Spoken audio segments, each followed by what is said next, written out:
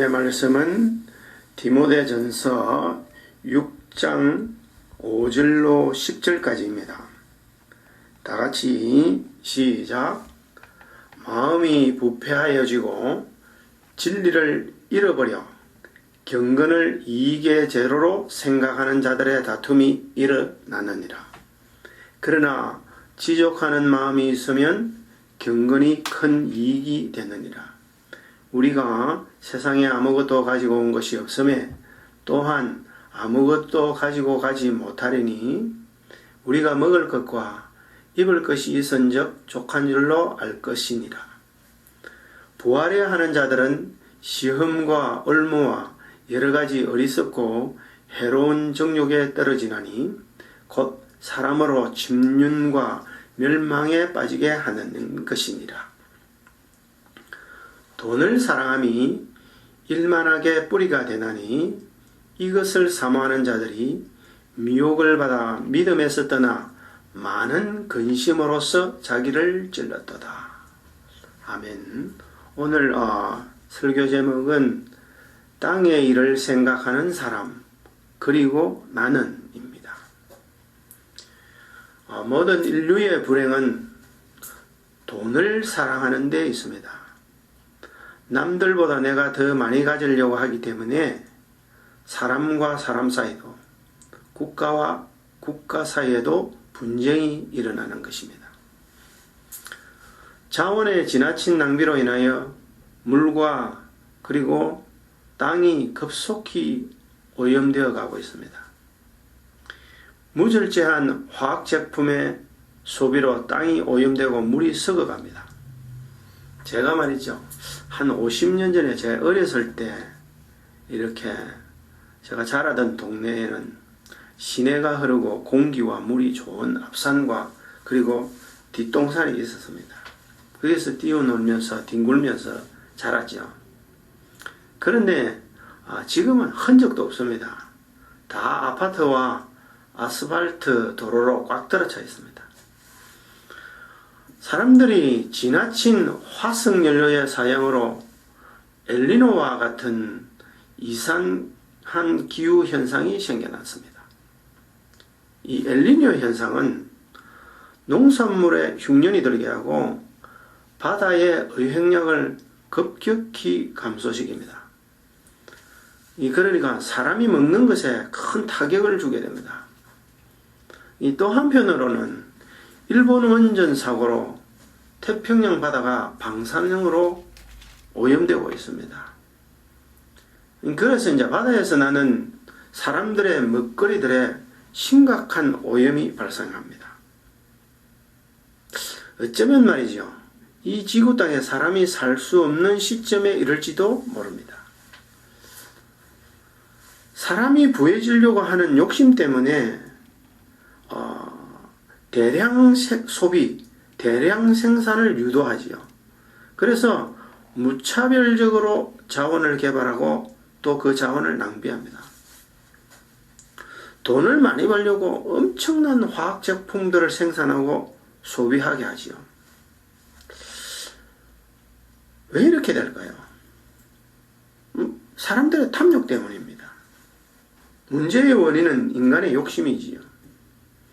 더 많이 가지려고 하고 더 편리해지려고 하기 때문입니다. 사람의 마음에서 탐욕이 이 전자적으로 나오죠. 이제 오늘 본문 6절은 이렇게 말합니다. 지족하는 마음이 있으면 경건이 큰 이익이 되느니라. 지족이라는 말. 지족이라는 말은 스스로 만족한다. 는 뜻이죠. 스스로 만족하는 것이 지족이죠. 사람에게는 그런데 이 스스로 만족하는 마음이 없다는 것이 문제입니다.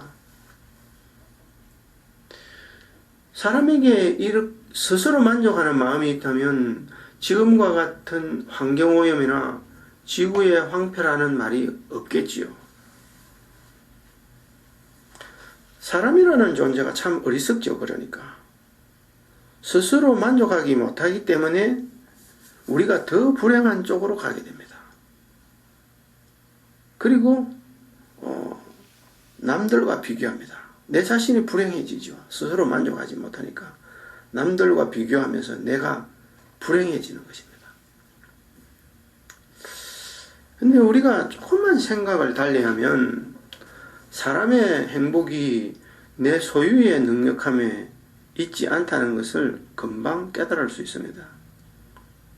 요즘에는 이렇게 우리 생활 이 패턴을 보면은 승용차와 스마트폰이 없으면 살 수 없을 것 같은 이런 환경 속에서 살아갑니다.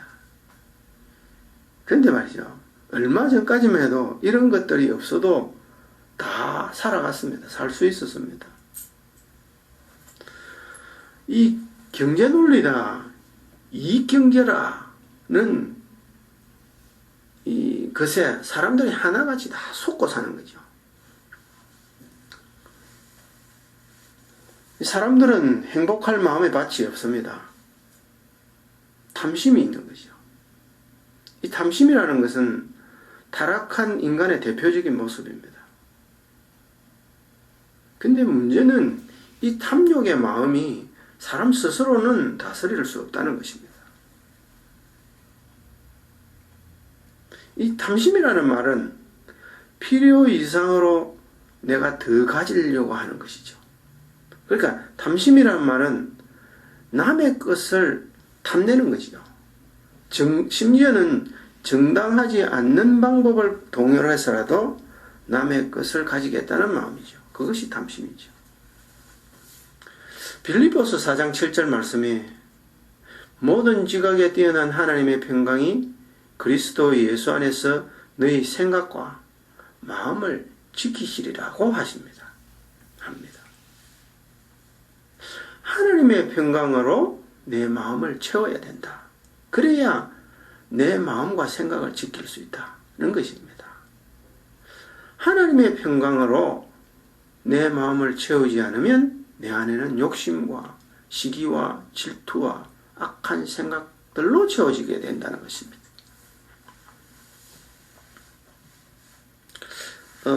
모든 종교를 이 사람의 마음에 관한 이야기들을 합니다. 일체유심조라는 말이 있죠. 이 말은 이 땅의 일체의 일들이 모두 사람의 마음으로부터 만들어진다는 것이죠. 그래서 마음을 잘 다스리는 사람을 우리는 존경합니다. 소박하고 누더기 하나 가지고 걸치고 평생 살고 무소유를 주장하면서 인생을 보냅니다. 인생을 보냅니다. 그래서 이런 사람들을 훌륭한 사람이라 평가하죠. 근데 문제는 말이죠.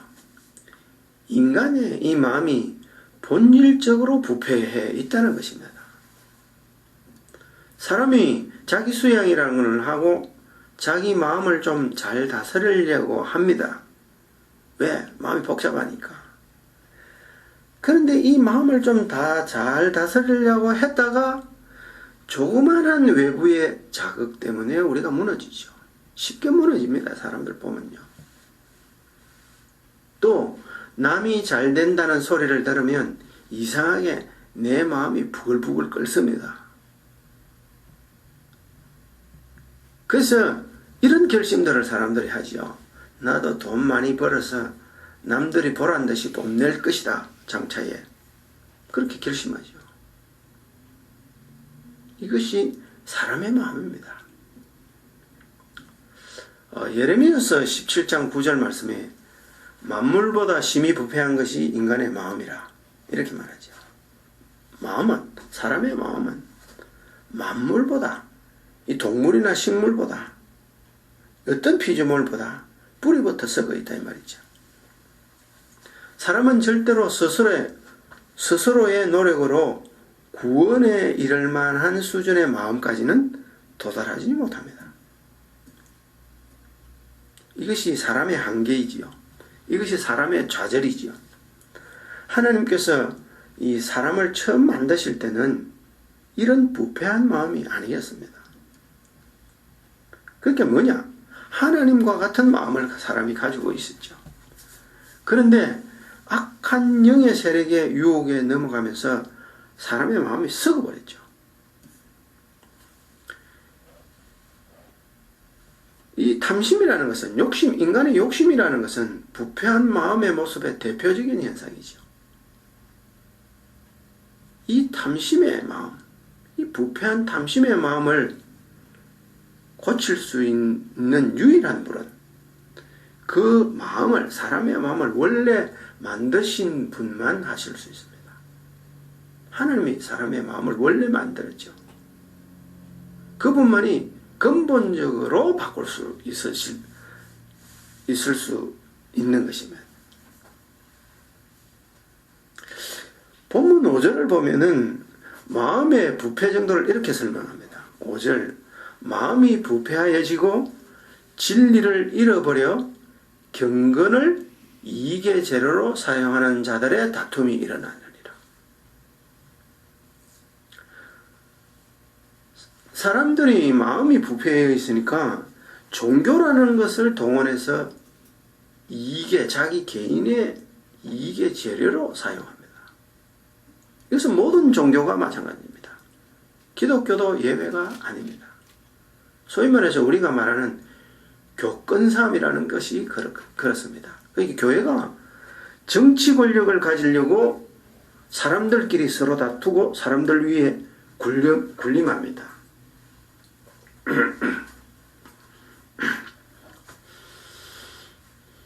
이 성직자라는 신분을 가지고 교인들 위에 군림하지요. 그리고 교인들을 자기 손아귀에 넣으려고 합니다. 이것이 이제 역사가 증명했습니다. 이 땅이 전부라고 생각하기 때문에 하나님의 말씀까지도 자기 이익의 재료로 사용하는 것입니다. 참 불행한 것입니다. 사람이 아무리 마음을 잘 다스려도 이 땅이 전부라고 한다면 사람의 경건이 헛것인 겁니다. 헛된 것입니다. 모든 종교가 선행을 이야기하지요. 그리고 도덕을 말합니다. 그러나 이 땅의 수준까지만을 말하는 것이죠. 이 땅의 수준을 말하는 것이죠. 우리의 경건의 목적이 이 땅에서 마음이 편해지는 것이라면 육신의 죽음과 함께 다 헛것이 되죠. 여러분, 성경은 이런 정도의 이야기를 하지 않습니다. 즉 말해서 땅의 일을 말하는 것이 아닙니다. 이 땅의 차원에 머물러 있지 않는 것이 성경 말씀이죠. 하나님의 차원이죠. 사도 바울은 이 땅의 수준에 머물러 있는 사람들에 대해서 빌립보서 4장 18절에서 19절에 이렇게 기록합니다. 이제도 눈물로 흘리며 말하노니 여러 사람들이 그리스도 십자가의 원수로 행하느니라. 저희의 마침은 멸망이요 저희의 신은 배요 그 영광을 저희의 부끄러움에 있고 땅의 일을 생각하는 자라.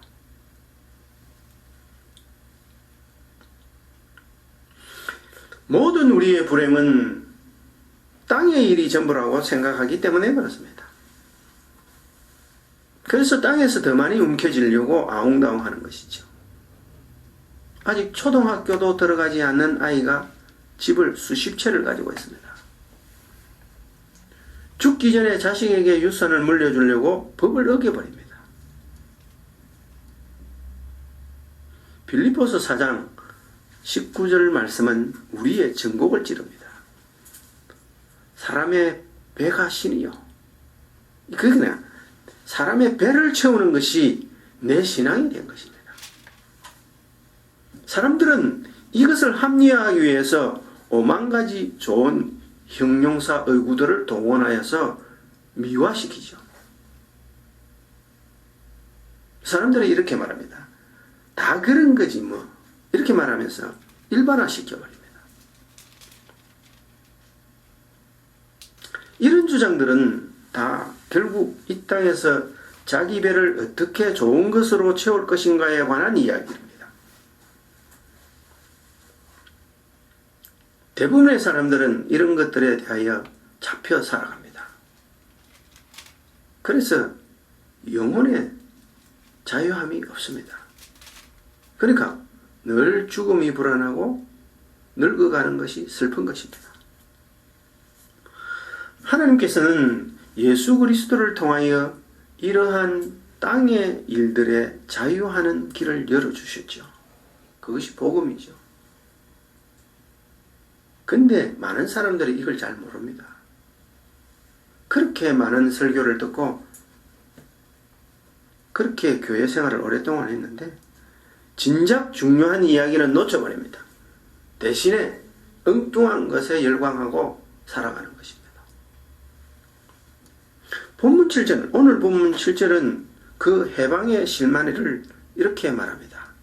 우리가 세상에 아무것도 가져온 것이 없음에 또한 아무것도 가지고 가지 못하리니 빈손으로 왔다, 빈손으로 간다 이 말입니다.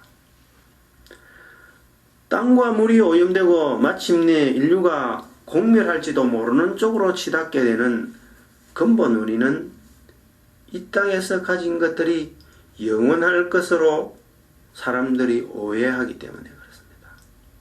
그런데 저 땅에는 이 땅에 어떤 것도 가져갈 수 없습니다. 사람들이 입으로는 공수래 공수거라고 말하지만 실제 삶은 그렇지 못한 것입니다. 여러분, 저 땅에 가져갈 수 있는 오직 한 가지가 있습니다. 그것은 하나님과 나의 관계입니다. 하나님과 관계를 좀 더 쉽게 말하면 마태복음 6장 20절은 이렇게 기록합니다. 이렇게 예수님께서 말씀하십니다. 오직 너희를 위하여 보물을 하늘에 쌓아두라. 거기는 좀이나 등록이나 해하지 못하며 도적이 구멍을 뚫지도 못하고 도둑질도 못하느니라. 예수님의 말씀이지. 여기에서 예수님이 말씀하신 보물을 하늘에 쌓아두는 것이 무엇일까요? 많은 사람들이 이것에 대하여 오해하고 있다는 것입니다. 마태복음 6장 20절 이후를 계속해서 읽어보면 그것이 무엇인지를 우리가 알 수 있습니다. 6장 22절에 눈은 몸의 등불이라. 눈이 몸의 등불이다. 즉 말해서 내 눈으로 하나님의 말씀을 보느냐 세상을 보느냐에 따라 하늘에 보물을 쌓느냐 아니면 땅에 보물을 쌓느냐를 결정한다는 것입니다. 좀 더 구체적으로 보면은 6장 24절을 후반절은 이렇게 말합니다. 너희가 하나님과 재물을 겸하여 섬기지 못하느니라. 이 땅에서 하나님을 섬기는 것은 그것만이 저 땅까지 가져갈 수 있다는 것입니다. 그렇다면 하나님을 섬기는 일이 무엇일까요? 성경은 잘 가르쳐줍니다. 하나님의 계명을 지키는 것이고 예배의 삶을 살아가는 것입니다.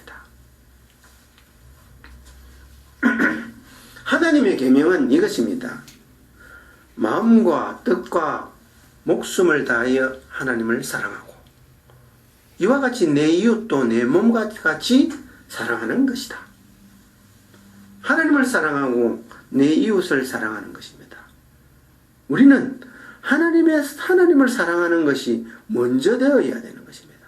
하나님을 사랑하는 것이 없이 내 이웃을 사랑하게 되면은 내 이웃을 사랑하는 그것이 내 계급장이 되고 내 공로가 됩니다. 하나님을 사랑하는 증거가 무엇일까요? 그 첫째 되는 증거는 예배입니다. 예배라는 것은 하나님의 말씀을 듣고 우리를 구원하신 하나님의 그 은혜에 감사하며 영광을 하나님께 돌리는 찬양을 올려드리는 것입니다. 그리고 성령 안에서 말씀을 의지하여 기도하는 것입니다. 이것이 하나님을 사랑한다는 증거입니다. 이 말을 다른 말로 바꾸면 믿음이 있느냐 없느냐의 문제인 것입니다. 하나님을 섬기는 것은 그분을 믿는 것입니다. 하나님을 섬기는 이유는 왜 섬기게 되느냐? 하나님을 믿기 때문에. 왜 하나님을 믿는 믿음에서 떠나게 될까요? 많은 사람들이 하나님을 믿는 믿음에서 떠나게 됩니다. 그것은 간단합니다. 하나님보다 다른 무엇을, 특별히 돈을 더 사랑하기 때문입니다. 믿음을 떠나는 근본 뿌리는 돈을 사랑하기 때문입니다. 그래서 본문 10절은 이렇게 말합니다. 돈을 사랑함이 일만하게 뿌리가 되나니 이것을 사모하는 자들이 미혹을 받아 믿음에서 떠나 많은 근심으로 자기를 찔렀다. 돈을 사랑하기 때문에 믿음에서 떠나게 됩니다. 정말해서 자기 마음을 사단에게 내어주게 됩니다. 참신앙은 내 마음에 하나님으로 채우는 것입니다. 더 구체적으로 말하면 하나님의 사랑으로 채우는 것이지. 여러분, 하나님의 사랑이 무엇일까요? 하나님이 무엇으로 우리를 사랑한다는 증거를 보였을까요?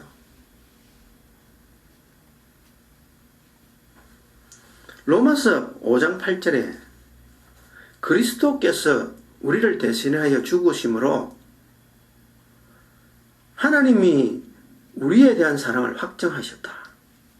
그 말씀하십니다.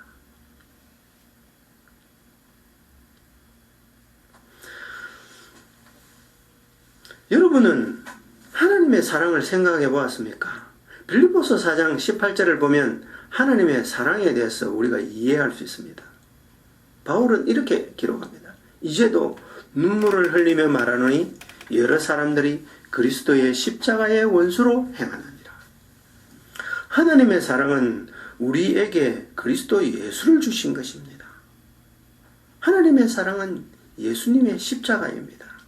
이 십자가의 사랑은 그 마음속에 우상이 있는 사람, 즉 하나님보다 다른 것을 더 사랑하는 마음이 있는 사람은 그 십자가의 사랑과 그 능력을 보지 못하게 됩니다. 깨닫지도 못하고 할 수가 없습니다. 골로새서 3장 5절 말씀에 인간의 탐심이 우상숭배입니다. 사람 속에 우상이 있기 때문에 십자가의 사랑을 볼 수 없습니다. 보이지 않습니다. 자기 욕심에 끌려 사는 사람은 그리스도의 십자가의 원수로 행하게 된다는 것입니다. 세상 사람들은 마음의 탐심, 즉 사람이 좀 더 많이 가지려고 하는 것, 다른 사람보다 더 뛰어나려고 하는 것, 때로는 남의 것을 탐하는 것을 인간의 어떤 자연스러운 모습이다라고 인정해버리죠. 객관화시키죠. 또 사람은 스스로 이러한 악한 마음을 수용하고 다스릴 수 있다고 주장하죠. 그래서 어떤 사람은 이 눈에 보이는 것들을 피하여 산으로 올라가죠. 근데 하나님의 사랑으로 내 마음을 채우기 전까지는 탐심에서 우리가 떠날 수가 없습니다.